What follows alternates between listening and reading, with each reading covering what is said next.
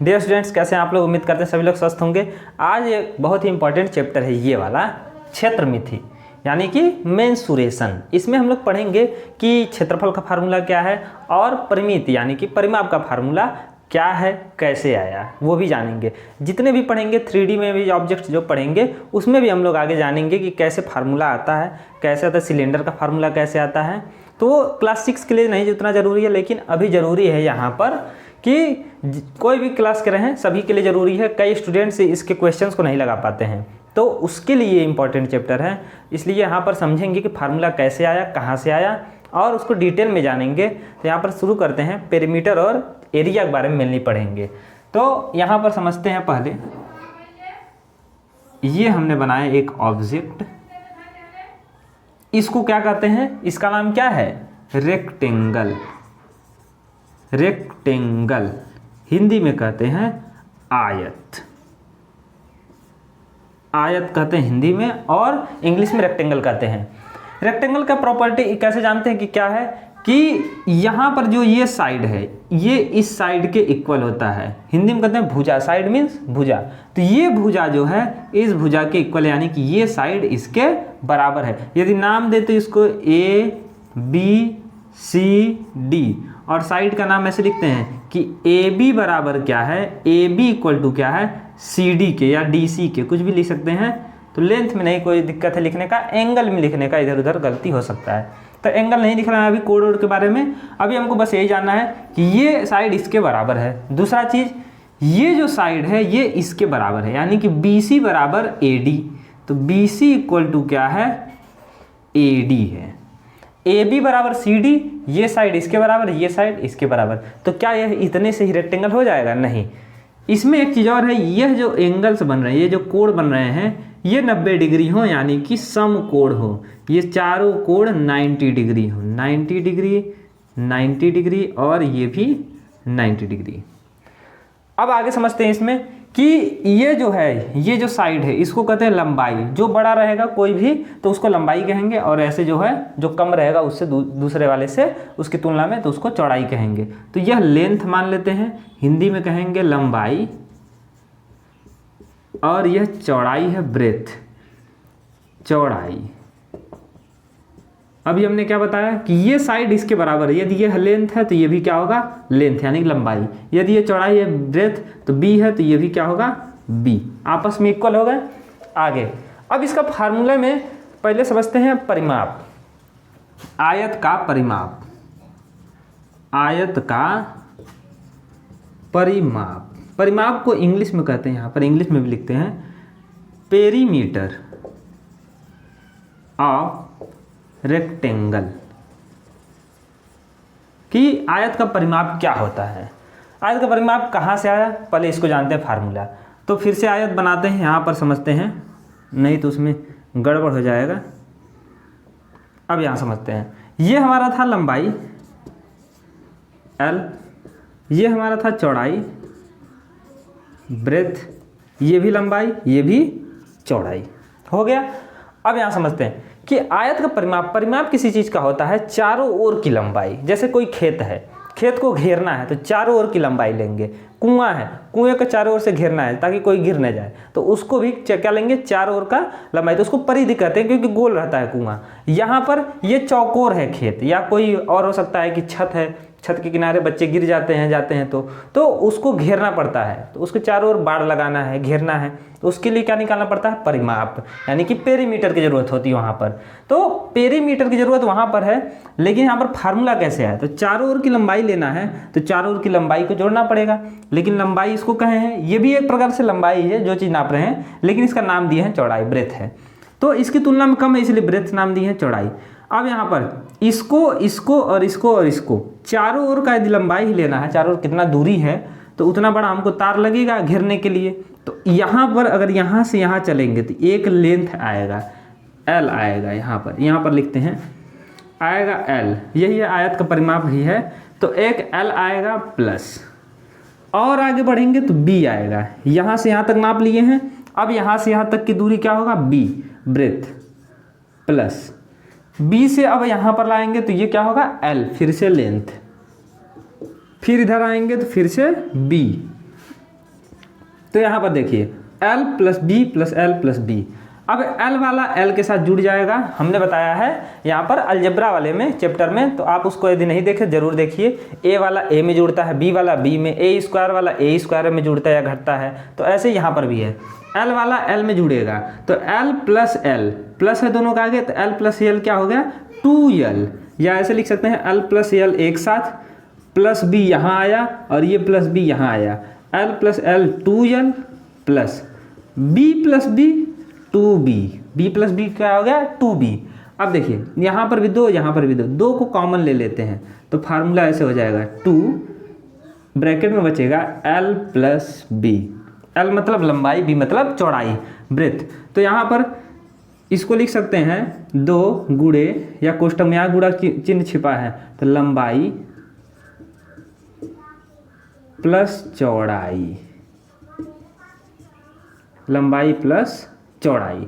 अब इसको एक एग्जांपल समझते हैं। क्या है, आयत का परिमाप जो है, आयत का परिमाप सही आया है फार्मूला, क्या फार्मूला सही है? ये वाला फार्मूला का है, चाहे ये वाला कहें इंग्लिश में, ये जो है ये वाला, यही है formula 2 into L plus B, 2 into L plus B. लंबाई और चौड़ाई को जोड़ दीजिए, यही चीज़ दोबारा भी यहाँ है, इसका दुगुना कर दीजिए, 2 का गुणा कर दीजिए, मिल जाएगा कितना है, तो परिमाप ऐसे मिल जाएगा। निकालते हैं क्या आता है, एक एग्जांपल ले लेते हैं इसी का। मान लेते हैं लंबाई यहाँ पर रहा होगा 20 मीटर और यहाँ पर चौड़ाई रहा होगा 10 मीटर, तो ये भी लंबाई क्या हो गया 20 मीटर, ये भी चौड़ाई क्या हो गया 10 मीटर, तो ये इसके बराबर होता है, ये इसके बराबर, इसीलिए सब इक्वल लिख दिए हैं। अब आगे ये 10 है, ये 20 है, यदि हमको परिमाप ऐसे सीधा निकालना है तो क्या करेंगे, जोड़ेंगे, तो ऐसे भी निकाल सकते हैं। यदि फार्मूला नहीं याद आता जोड़ दीजिए चारों, 20 10 30, 30 20 50, 50 10 60, ऐसे परिमाप आया है, पेरीमीटर आया है 60 मीटर, मीटर है तो मीटर, सेंटीमीटर है तो सेंटीमीटर। आगे यहाँ पर फार्मूले से, फार्मूला का आयत का परिमाप क्या होगा, परिमाप क्या होगा 2 गुणे लंबाई, लंबाई किसके बराबर है 20 के, 20 रख दीजिए यहाँ पर, प्लस चौड़ाई किसके बराबर 10 के, तो 10 रख दीजिए, 20 और 10 पहले ब्रैकेट को सॉल्व करते हैं, बोर्ड मास में पढ़े हैं, तो 20 10 30, 30 हो गया, ब्रैकेट हट गया, गुणे 2, 30 दूनी 60 मीटर। ऐसे भी पेरीमीटर आया 60 मीटर, ऐसे भी आया है यहाँ पर परिमाप पेरीमीटर 60 मीटर, तो इस तरह लग जाएगा। ये है इसका पेरीमीटर का फार्मूला। अब समझते हैं यहाँ पर क्षेत्रफल का फार्मूला क्या है। नीचे ही क्षेत्रफल कहाँ से आया है, तो इसको ऐसे समझ सकते हैं कि ये जो लेंथ है, ये जो लंबाई है ना, ये जो इतना लंबाई है, इसको छोटा छोटा एक एक यूनिट में ऐसे पतला पतला काट रहे हैं, पतला पतला ऐसे काट रहे हैं, काटते जा रहे हैं। कितनी बार काटेंगे, एक एक यूनिट, यदि 10 मीटर है तो 10 बार, है ना, एक एक मीटर का काट रहे हैं, तो एक एक यूनिट करने का मतलब है मीटर सेंटीमीटर जो भी है उतनी बार काट रहे हैं। कितना लंबाई है 20 मीटर, तो 20 गुणे 1, 20 से कम 20 आएगा, फिर 20 दूनी 40, 20 यानी 60, 20 चौके।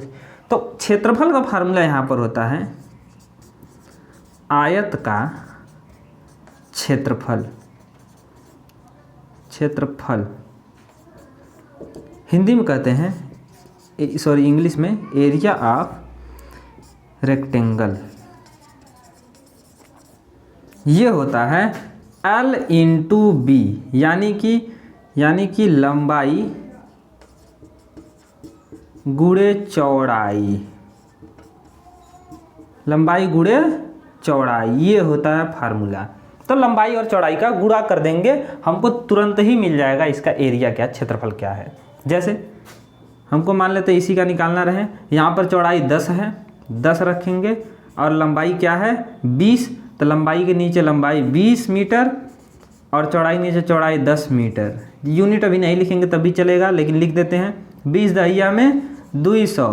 अब मीटर का गुणा मीटर में, तो मीटर स्क्वायर, मीटर स्क्वायर। क्षेत्रफल हमेशा किस में आएगा, स्क्वायर में रहेगा, यूनिट स्क्वायर। सेंटीमीटर में था सेंटीमीटर स्क्वायर, मीटर में है तो मीटर स्क्वायर, फिट में है तो फिट स्क्वायर, तो जैसे भी रहेगा उसी यूनिट में स्क्वायर में आएगा क्षेत्रफल, इस तरह हो जाएगा। अब वर्ग के बारे में पढ़ते हैं, स्क्वायर के बारे में। तो इसका परिमाप क्या होता है, आयत का परिमाप पेरीमीटर ऑफ रेक्टेंगल क्या होता है 2 गुणे L प्लस बी, यानी कि 2 गुणे लंबाई प्लस चौड़ाई, लंबाई और चौड़ाई को 2 जोड़कर पहले और फिर उसमें गुणा कर देना 2 का। आयत का क्षेत्रफल क्या होता है? लंबाई गुणे चौड़ाई, ये होता है। अब इसको मिटा के आगे पढ़ते हैं वर्ग का।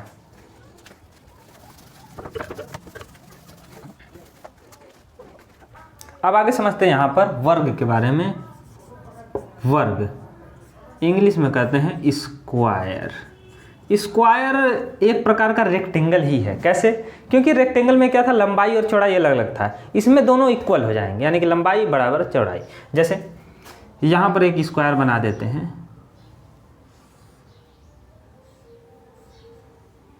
ये मान सकते हैं स्क्वायर है, ठीक। यह इसका लंबाई होता है। आयत में क्या था, यह लंबाई था तो यह चौड़ाई था। इसमें क्या है, यदि ये लंबाई है तो ये भी क्या हो जाएगा, यह भी L ही रहेगा, यह भी लंबाई के बराबर, यानी कि चौड़ाई है तो, लेकिन पता नहीं चलेगा कौन चौड़ाई कौन लंबाई, क्योंकि दोनों इक्वल हो जाएंगे। इसको यदि b मान भी लेते हैं तो वर्ग कहता है कि वर्ग बराबर के वर्ग में लेंथ इक्वल टू ब्रेथ, लंबाई बराबर चौड़ाई। अब लंबाई की जगह चौड़ाई रख सकते हैं, चौड़ाई की जगह लंबाई। तो लंबाई और चौड़ाई बराबर हैं, तो लंबाई के हैं चौड़ाई के हैं। अब आगे समझते हैं। यहाँ पर ये लंबाई है तो ये चौड़ाई है, ये भी लंबाई तो ये क्या है, चौड़ाई। लेकिन ये है इसके बराबर और ये इसके बराबर, यह इसके बराबर, सब आपस में बराबर हैं। तो सबको हम एक नाम दे देते हैं, एक कोई नाम, तो इसका नाम रख देते हैं A। तो ये भी क्या हो गया A, और ये भी क्या हो गया A, और ये भी हो गया हमारा A। सभी का नाम बदल के कर दिए A। मैक्सिमम जहाँ भी पढ़ेंगे A में ही पढ़ेंगे, यानी कि जो नाम है वर्ग का साइड जो है वो A ही लेकर पढ़ते हैं। तो यहाँ पर लेंथ से अलग ले लेते हैं, L से और B से भी, तो A ले लिए, यहाँ पर हो गया।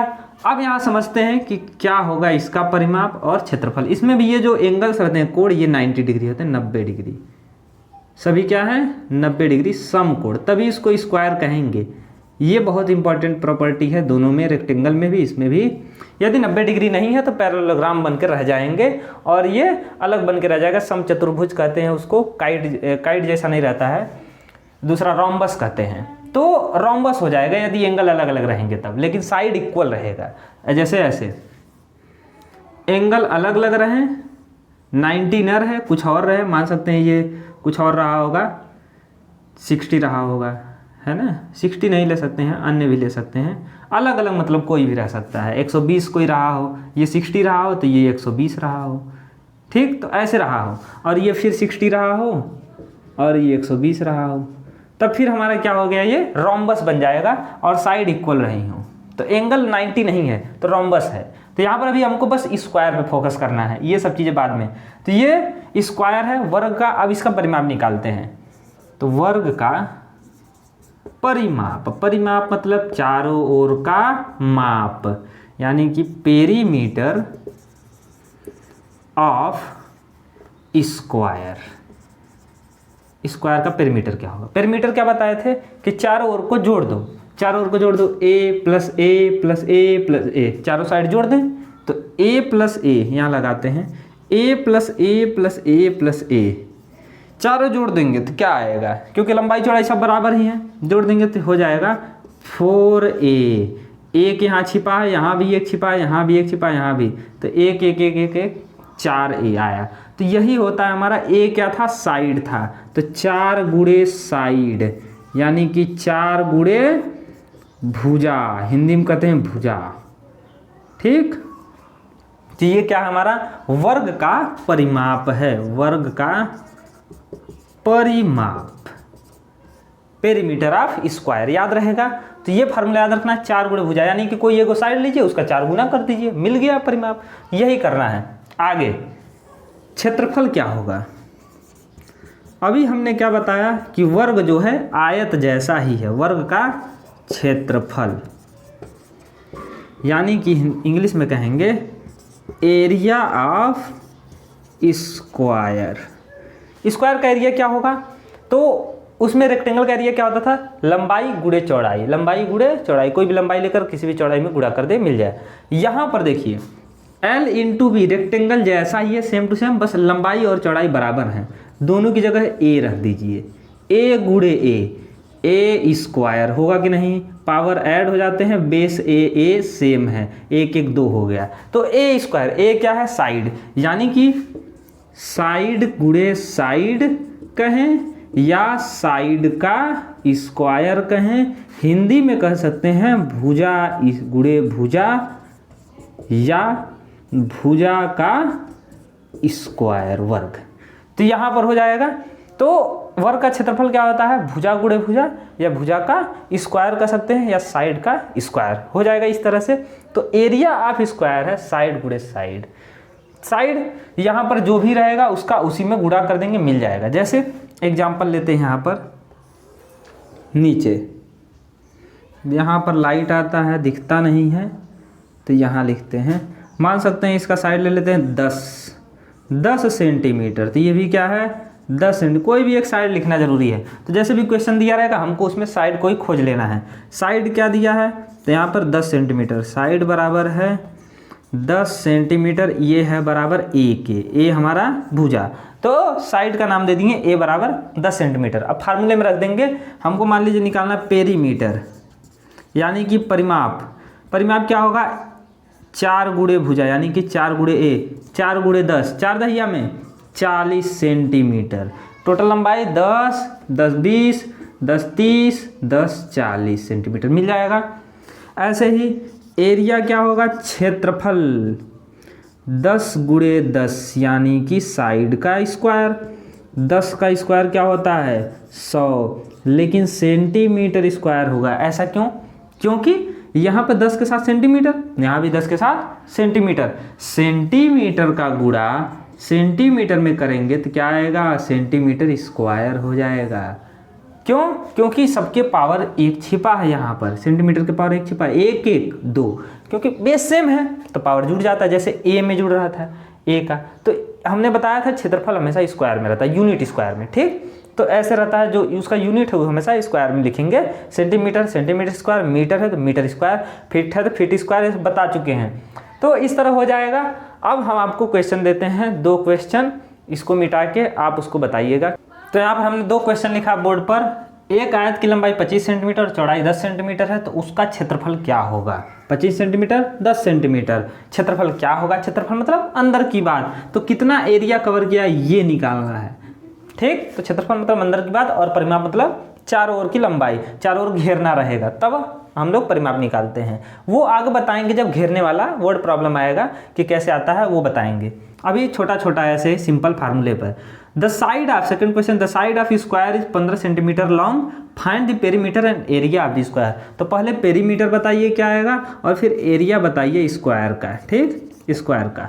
तो पेरीमीटर और एरिया बताइए, 15 सेंटीमीटर इसका साइड है, भुजा की लंबाई 15 सेंटीमीटर है। तो यूनिट सही बताना है, सही। मिलते हैं नेक्स्ट वीडियो में, तब तक के लिए जय हिंद।